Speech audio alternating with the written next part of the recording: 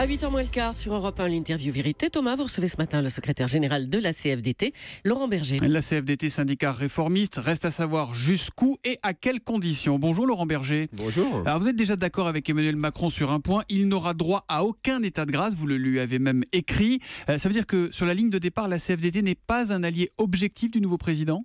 Non, la CFDT, elle n'est ni un allié objectif, ni un opposant de principe.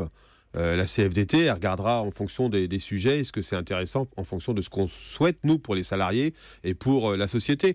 Mais ce n'est pas non plus un acte de défiance. Enfin, on est dans un moment où il n'est pas encore finalement président, puisqu'il n'a pas totalement été investi.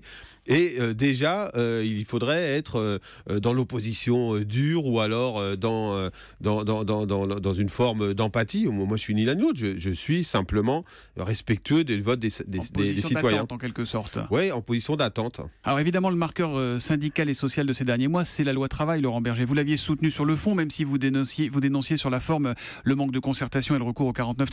Est-ce que vous pourriez soutenir une sorte de loi El Khomri plus, autrement dit durcie, renforcée, qui va plus loin, comme semble l'envisager Emmanuel Macron ? Mais là aussi, on n'a pas forcément le contenu. Moi, je dis juste à M. Macron, au nouveau président de la République, il faut concerter, discuter dans une totale transparence. C'est parfois ce qui a manqué dans la loi travail, puisque je rappelle qu'on l'a découvert en partie dans la presse. Mais à partir de là, ensuite, le contenu, tout est discutable. Il y a une chose qui m'importe, moi, c'est le renforcement de la présence syndicale dans les entreprises. C'est-à-dire que si on renvoie à du dialogue social, il faut qu'il y ait les moyens de discuter l'entreprise et que cela passe par les organisations syndicales.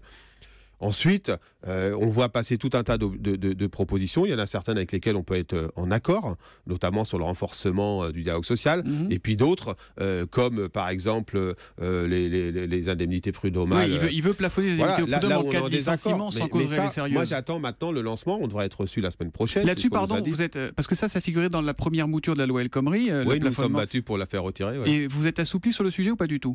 Non, je considère toujours que c'est une mesure injuste parce que les indemnités au prud'homme, c'est pour réparer un préjudice subi par les salariés. Donc là-dessus, il faudra qu'il recule ou il n'aura pas le soutien de la CFDT. J'imagine que de toute façon, il ne recherche pas le soutien de la CFDT en tout. La CFDT, elle n'a pas vocation à co-gouverner, simplement à faire valoir ce que sont nos propositions, à dire quand nous sommes d'accord et à dire quand nous sommes en désaccord. Et moi, je souhaite une discussion franche et ouverte. Et je pense qu'il faut se laisser le temps. J'ai un peu peur de la précipitation, si vous voulez. Alors, sur des sujets aussi lourds que ça. Vous voulez en venir, la précipitation, une discussion franche et ouverte. Vous nous parlez des ordonnances. Il veut réformer le code du travail par ordonnance, Emmanuel Macron. Est-ce que ça, c'est acceptable, c'est envisageable pour vous, sur la méthode ? Mais vous savez, la méthode des ordonnances, c'est une méthode législative. Finalement, ça regarde la relation du pouvoir avec le Parlement. Quand je dis pas de précipitation, j'entends surtout le fait que sur des sujets aussi lourds que le dialogue social dans l'entreprise, dans les branches, sur la refonte du code du travail, sur un certain nombre de sujets, ça demande du temps. Et du temps, c'est pas de la perte d'efficacité. Du temps, ça veut dire que peut-être que pour le mois d'août, ça me paraît un peu précipité, pour pas dire carrément précipité. Ça veut dire que les ordonnances cet été, c'est pas une bonne idée. Écoutez, on est dans un moment où, avant les élections législatives, on a un peu de mal à savoir comment les choses vont pouvoir se passer. Donc ça veut dire que ça commence mi-juin finalement. Alors on peut discuter avant, et je souhaite qu'on discute avant. Mais mi-juin, pour août, pour traiter des questions qui sont des questions lourdes, ça me paraît trop précipité. Ça veut dire que ce n'est pas le principe en tant que tel des ordonnances qui vous gêne, c'est le calendrier. Oui, je tiens à le dire. Et d'ailleurs, le débat qui se fait autour des ordonnances aujourd'hui, c'est simplement parce qu'on n'a pas de fond à se mettre sous la dent. Donc on parle de la méthode. La méthode, je le redis, ça le regarde avec le Parlement. Il aura une majorité ou pas. Et en fonction de ça, ça sera à gérer par lui. Moi, c'est pas d'abord mon problème. Mon problème, c'est les salariés, comment on améliore la situation. Et puis mon autre problème, c'est qu'il y a quand même 11 millions de Français qui ont considéré que voter Front National ne pouvait pas être un problème, voire même pouvait être une partie de la solution. On a une société qui vit pas très bien et qui est quand même très fracturée. Et donc je pense qu'on a besoin d'apaisement et de gestes d'ouverture et de faire respirer la société. C'est l'objet du courrier que je lui ai adressé, et qu'on n'a pas besoin de marche forcée d'une certaine manière. Vous avez peur qu'il brutalise en quelque sorte les corps sociaux ?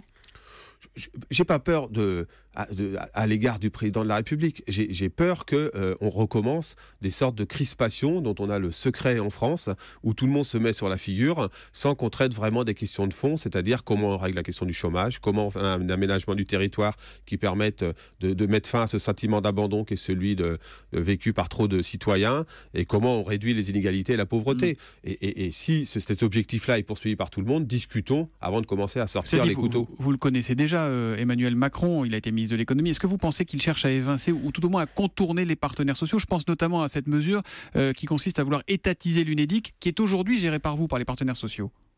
Non, je ne crois pas qu'il veuille écarter les partenaires sociaux. Les déclarations, y compris de ces derniers jours, le contredisent cela.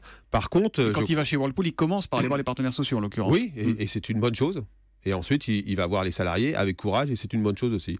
Non, je crois qu'il faut redéfinir ce que peut être la place du dialogue social.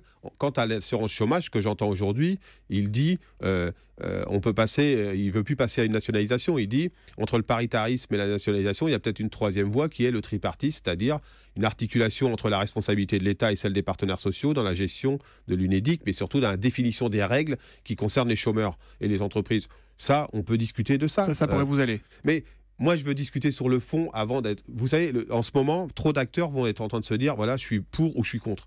Moi, je veux discuter du fond, c'est juste... On a l'impression que le message que vous faites passer ce matin au président de la République, c'est ne mettez pas la charrue avant les bœufs. C'est d'abord, soyez investis, bon, ça va être... Bon, ça devrait se faire, logiquement, c'est pour dimanche matin. Ouais. Et ensuite, discuter avec l'ensemble des partenaires sociaux sur la question du travail, puis il y a d'autres questions à traiter dans notre société.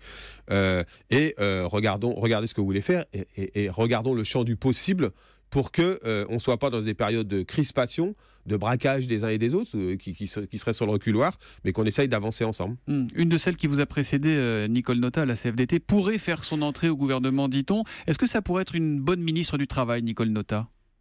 Je vais être très clair. Nicole Notat, elle est libre. Ça fait 15 ans qu'elle est partie de la CFDT, où elle a fait un énorme travail. C'est quelqu'un pour qui j'ai énormément de respect. Ce que je sais, c'est qu'elle a beaucoup de talent. Mais ce que je sais, c'est qu'elle tient beaucoup à sa liberté. Mais vous n'avez pas du tout répondu à ma question. Est-ce que ça pourrait être une bonne ministre du Travail? Vous savez, c'est une chose d'être syndicaliste, c'est autre chose d'être ministre, je pense. C'est pas exactement le même métier, mais la réponse lui appartiendrait. Je suis pas sûr que ça serait bien vu par tout le monde. Mais je pense que c'est pas d'actualité. Ça serait forcément une situation un peu inédite, un peu particulière. Mais vous savez, pour l'instant, ce sont des suppositions. Les suppositions, ça vaut que le temps. J'ai l'impression que vous avez quelques infos quand même. Elle vous a dit qu'elle y allait pas ou qu'elle serait pas. Non, j'échange avec tout le monde, tous ceux avec qui sont avec mes amis. Nicole Notat fait partie de mes amis, mais j'ai pas d'informations particulières. Mais vous savez, en ce moment, comme vous n'avez pas de choses à vous mettre sous la dent, tout le monde fait des pronostics. Vous êtes un fin observateur de la vie médiatique, Laurent Berger. Donc, y a pas personne n'a d'informations. Donc, vous m'avez parlé de Nicole Notat, peut-être vous pourriez me parler d'un autre. Je n'ai aucune information. Ce que je sais, c'est que Nicole Notat est libre et j'ai beaucoup de respect pour elle et je ne voudrais pas qu'elle soit abîmée par les rumeurs ici ou là. Le message est clair. Merci beaucoup, Laurent Berger, d'être venu ce matin en direct sur Europe 1 et bonne journée à vous.